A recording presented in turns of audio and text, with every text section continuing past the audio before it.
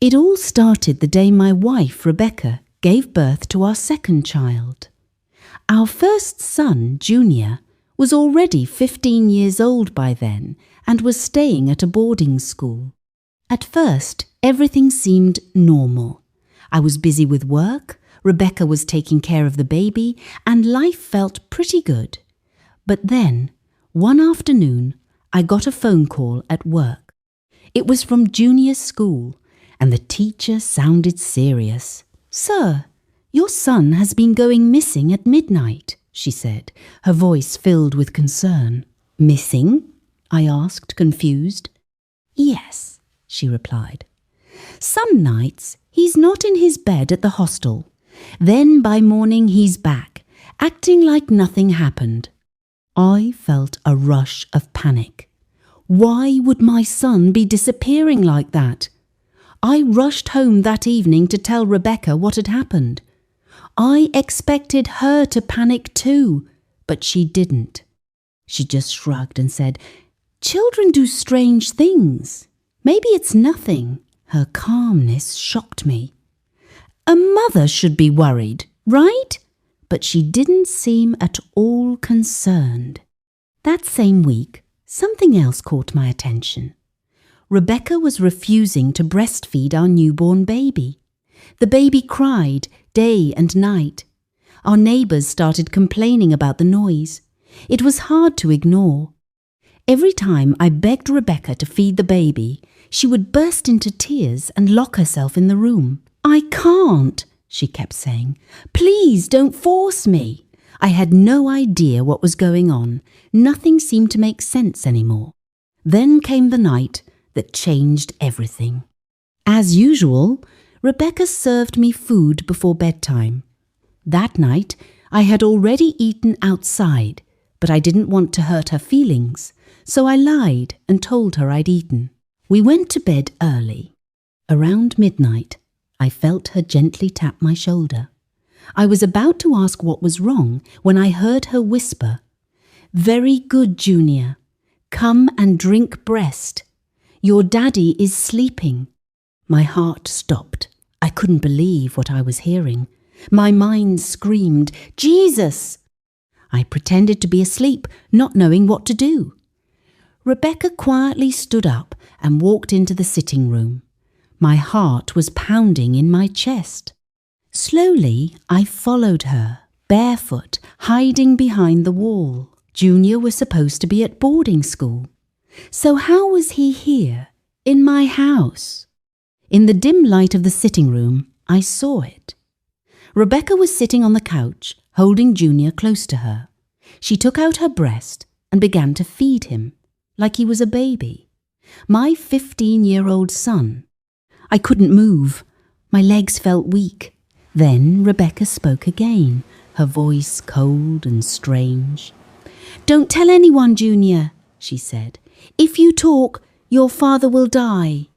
Junior didn't say anything. He just nodded quietly. She laughed softly and added, "Nobody will save Daniel, that stupid husband of mine. After 7 days, he won't survive what is coming." I covered my mouth to stop myself from screaming. I couldn't believe what I was hearing. What was Rebecca planning? And why was Junior involved in all this? "Junior, come and drink breast. Your father is sleeping. Don't tell anyone, or else your father will die," Rebecca whispered to Junior. But little did she know, I was awake, secretly listening to everything. That was when I realized why Rebecca had refused to breastfeed our newborn baby for the past week. It all made sense now. What shocked me even more was seeing Junior he was supposed to be at boarding school. But there he was, looking small and acting strange, sucking at Rebecca's breast like he had lost his senses. I had to get to the bottom of this. I quietly tiptoed back to the bedroom and lay down, pretending to be asleep. My heart was racing, and I was afraid Rebecca would hear it. About 5 minutes later, Rebecca returned to the room. She pushed me slightly to be sure I was asleep. Then she whispered something that almost made my heart stop. Thank God I've done it for 7 days. Just 7 more days and I'll finally kill this stupid man. I was paralyzed with fear. My hands were shaking under the blanket. It was true. Rebecca wanted me dead. The next morning, I didn't say anything to her. I acted normal, kissed the baby, and left the house early. I had to find out the truth. I drove straight to Junior's boarding school, which was about 2 hours from our house. When I got there, Junior was in his uniform, laughing and talking with his classmates as if nothing was wrong. "Junior, did you come home last night?" I asked him quietly. "Me? No, Dad," he answered quickly. "You must be dreaming. I have to go back to class." He avoided my eyes, and I knew he was lying. As he walked away, I heard him mutter under his breath, "This foolish man doesn't know what's going on. By the time I'm done with him, he'll regret giving birth to me." I froze. A cold shiver ran down my spine. Before I left the school, a teacher stopped me. She introduced herself as Miss Joy, Junior's hostel mistress. "Sir, your son has been behaving strangely," she said. "Every midnight he disappears from his bed. None of his classmates know how he leaves, and by morning he's back." My heart sank. "Is there anything else you've noticed?" I asked. "Yes, sir," she continued. "For the past week your wife has been coming to school every day. Each time she comes, she gives Junior 5 magic cubes." I was shocked. "What?" I exclaimed without thinking. Everything began to click in my head. For 1 week, Rebecca had stopped breastfeeding the baby. For 1 week, she had been giving Junior 5 magic cubes. For 1 week, Junior had been disappearing every night, and last night I had seen her breastfeeding him. Something was seriously wrong. I left the school and drove to a nearby town to meet a well-known pastor. I needed spiritual help, but on the way I ran into heavy traffic. People were gathered around, shouting and pointing. "What's going on?" I asked. "Sir, this woman has been dead for 1 week," a woman said. "Her body is already rotten. We don't know how to contact her family." Something made me look closer. There, lying on the ground, was my wife, Rebecca. "Jesus!" I screamed. I couldn't believe it. Rebecca was dead, but she had been at home. I had been living with her twin sister, Sonia, all along. I couldn't believe my eyes. My wife, Rebecca, was lying on the ground, dead. The woman I had been living with for the past week, feeding my son and pretending to be my wife, was not Rebecca. It was her twin sister, Sonia. This was the woman who had been secretly breastfeeding Junior and plotting to kill me. I felt dizzy as the realization hit me. How could this be? I had been living with the wrong woman. All the signs had been there, the strange behavior, the refusal to feed the baby, the midnight disappearances. But I hadn't seen it. I hadn't understood what was happening. I was shaking uncontrollably. I bent down and touched Rebecca's body. It was cold and lifeless. I didn't know what to do. My whole world felt like it was crumbling. I immediately called the police. The officers arrived quickly, and with their help, they took Rebecca's body to the mortuary. The people who had gathered around watched with confusion, unsure of what had happened. I still couldn't believe it. I had to leave quickly. I drove straight to our family pastor's house. I was desperate for answers. I needed to know what had been going on. I couldn't make sense of it all. How had Rebecca died? And why had her twin sister been impersonating her? When I arrived, I rushed into the pastor's house, nearly out of breath. I fell to my knees and told him everything, how my wife had been dead for a week, how her twin sister had been pretending to be her, and how she had been using Junior to get revenge. The pastor listened quietly for a long time. Then he spoke, and his words left me speechless. "Daniel, that woman in your house is not your wife. She is Rebecca's twin sister, Sonia. She killed Rebecca and took her place." "What?" I gasped. "Rebecca had a twin sister? She never told me." The pastor nodded. "Yes. Sonia wanted revenge. She killed her sister, and now she was after you and Junior.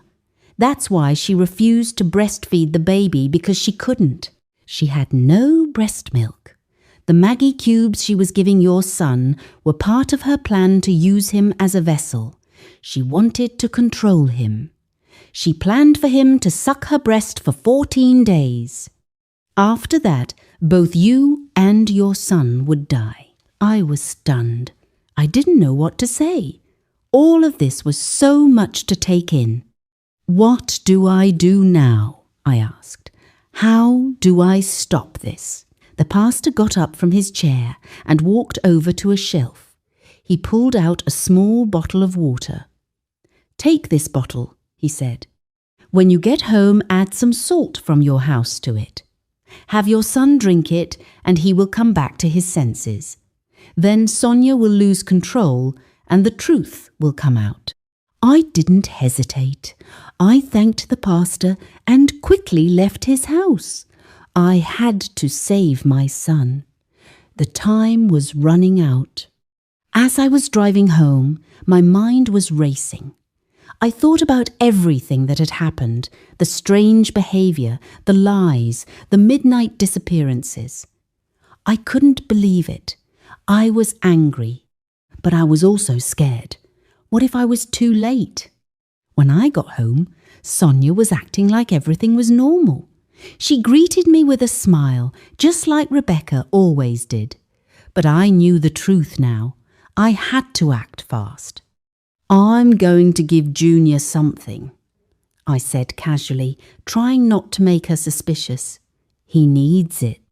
Sonia looked at me, her smile never fading. "Of course, darling. I'll make sure he gets it."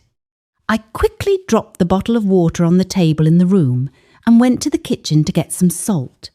Sonia didn't seem to notice anything unusual. She was acting like everything was fine. But when I stepped out of the room, Sonia quietly entered. I didn't know what she was planning, but I had to be quick. She opened the bottle and added something to it. I didn't know what it was, but it looked suspicious. I was about to go back to the room when I heard her whisper to herself, "Let's see how Junior survives today. I killed my sister. Junior will die today. The next will be you." I froze. Sonia had poisoned the water. She was trying to kill my son. I ran to the room and picked up the bottle of water. But just as I was about to leave, I bumped into someone. The bottle slipped from my hands and rolled across the floor. My heart sank as it hit the ground and rolled into the gutter outside. "No! No!" I screamed. I rushed outside, but it was too late. The bottle had fallen into the dirty water. I could feel the panic building inside me. That bottle was the only thing that could save Junior. I grabbed my phone with trembling hands and called the pastor. "Pastor, please!" I begged. The bottle fell into the gutter. Everything spilled. "Please, give me another one. Junior will die if I wait." There was a long pause on the other end. Then the pastor spoke. "Come back immediately. God will not let evil win today." I didn't waste a second. I jumped into my car and drove back to the pastor's house. He gave me another bottle of water and warned me to hurry. I didn't waste any time. I rushed to Junior's school. When I arrived, Junior was sitting alone under a tree. He looked weak. His eyes were empty, and he seemed to be talking to himself. My heart broke when I saw him. I knelt down in front of him and held out the bottle of water. "Junior, my son, drink this." He looked at me for a long time, then slowly took the bottle. He drank it in one long gulp. For a few minutes, nothing happened. Then, suddenly, Junior started shaking violently. Teachers screamed. I held him tightly, crying. I was terrified. But then, everything stopped. Junior lifted his head and looked at me. "Daddy?" he said softly. Tears filled my eyes. My son had come back to his senses. The curse was broken. At that same moment, far away at our house, Sonia, Rebecca's twin sister, was screaming. She ran out of the house, tearing her clothes and pulling her hair. "I killed her," she shouted. "I killed Rebecca. I wanted her life. I wanted her husband. I wanted everything." People gathered around her. The police were called. Sonia had finally lost control. She confessed everything. How she had killed Rebecca, how she used Junior as a vessel, how she planned to poison him and kill me next. By the time the police took her away, her mind was completely gone. She was taken to a mental institution for treatment.